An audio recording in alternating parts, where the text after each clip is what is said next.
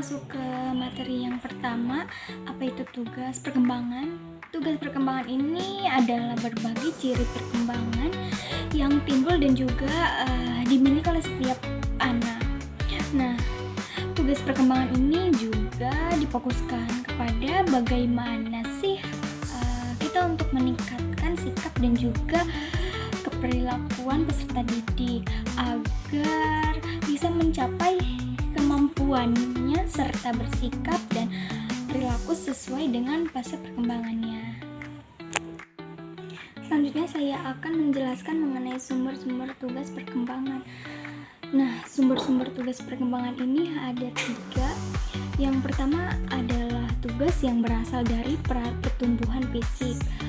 Tugas yang berasal dari pertumbuhan fisik adalah bagaimana seorang anak tumbuh dan berkembang menjadi lebih besar dan dapat dilihat dari secara fisik.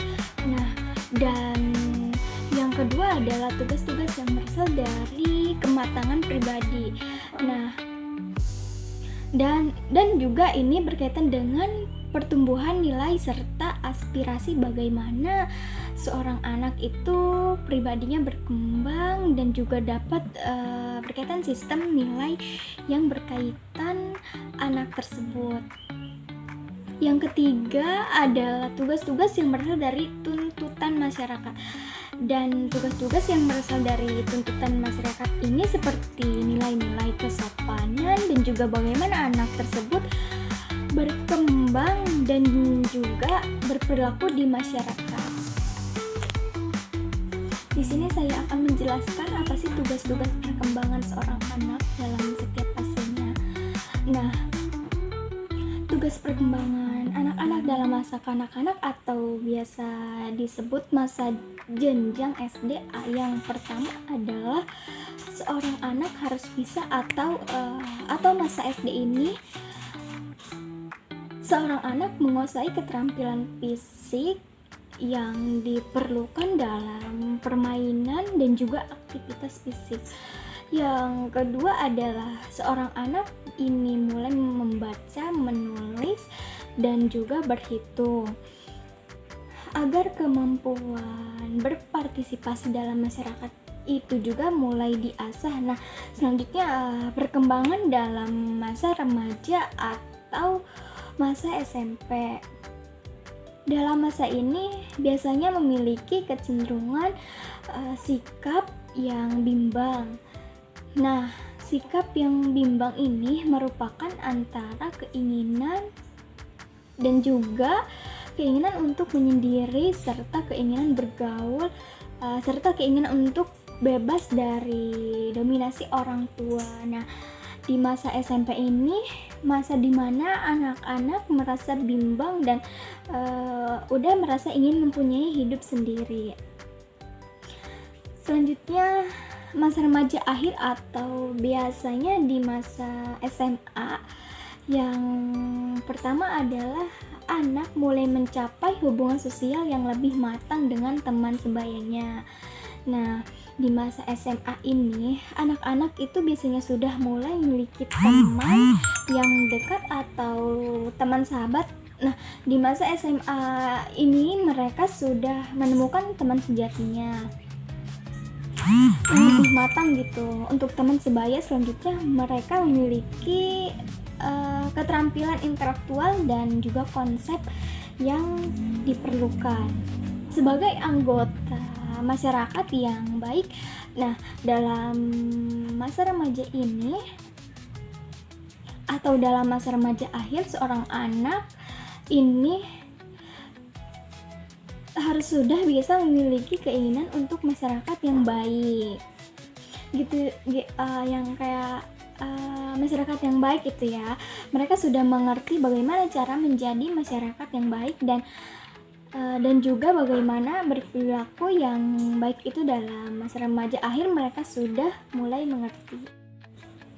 Di sini saya akan menjelaskan mengenai upaya guru memfasilitasi perkembangan peserta didik. Nah, guru ini mempunyai beberapa kewajiban. Yang pertama yaitu menciptakan iklim kelas atau pengalaman kelas. Nah, Maksudnya adalah guru harus bisa menentukan suasana seperti apa yang ingin dibuatnya di dalam suatu kelas. Yang kedua adalah harus bisa mengimplementasikan tujuan-tujuan yang bermakna bagi siswa.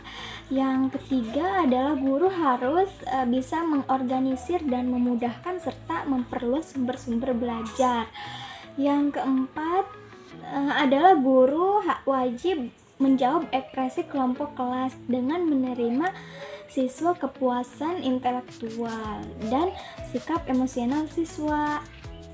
Yang kelima adalah guru harus memandang dirinya sebagai sumber yang fleksibel untuk dimanfaatkan oleh kelompok.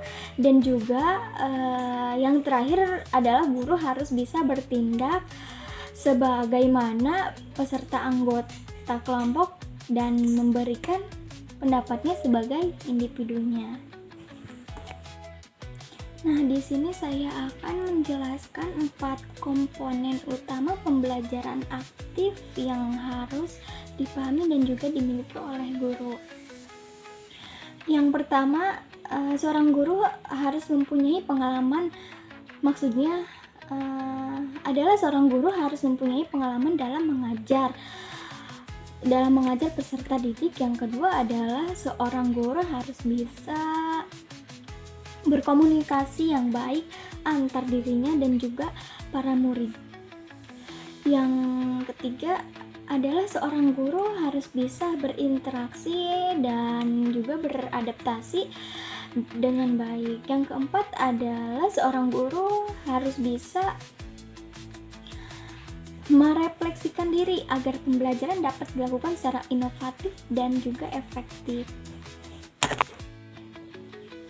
Indikator yang harus dimiliki oleh seorang guru sebagai fasilitator peserta didik, yang pertama adalah seorang guru dapat lebih mendengarkan peserta didik, terutama bagaimana seorang guru mendengarkan aspirasi dan juga perasaan peserta didik. Seorang guru itu harus bisa mendengarkan aspirasi dari peserta didiknya. Yang kedua adalah mau dan juga mampu menerima ide dari peserta didik. Seorang guru mau dan mampu menerima ide peserta didik adalah seorang guru yang efektif. Seorang guru yang baik selanjutnya toleransi terhadap kesalahan yang dibuat oleh para muridnya. Seorang guru harus bisa menoleransi kesalahan yang dibuat oleh muridnya agar muridnya bisa belajar dari kesalahannya. Yang terakhir adalah seorang guru harus bisa menghargai peserta didik. Nah, maksud dari menghargai peserta didik adalah apabila peserta didik tersebut mendapatkan prestasi, seorang guru harus bisa memberikan apresiasi agar peserta didik merasa dihargai gitu ya, dan juga semangat belajarnya. Kayak semangat belajarnya itu terus meningkat gitu, jadi terus meningkat. Mungkin hanya sekian video pembelajaran yang dapat saya sampaikan. Mohon maaf apabila ada kesalahan kata. Saya Rofika Cintani pamit undur diri. Wassalamualaikum warahmatullahi wabarakatuh.